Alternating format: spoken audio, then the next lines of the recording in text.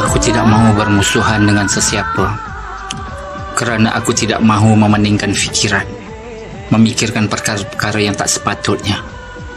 Jika boleh kita permudahkan, mengapa harus kita menjadikannya rumit? Kita ada banyak kelebihan masing-masing, tetapi kita juga perlu ingat, kita juga ada banyak kekurangan. Justru itu, jika kita saling menyedari perkara ini, tiada satu apapun yang menjadi sukar dalam hidup kita. Oleh itu, janganlah kita sengaja mencari persengketaan, kerana kita semua adalah kawan. Wallahu a'lam. चुपके से देखूंगा, कुछ ना बोलूंगा.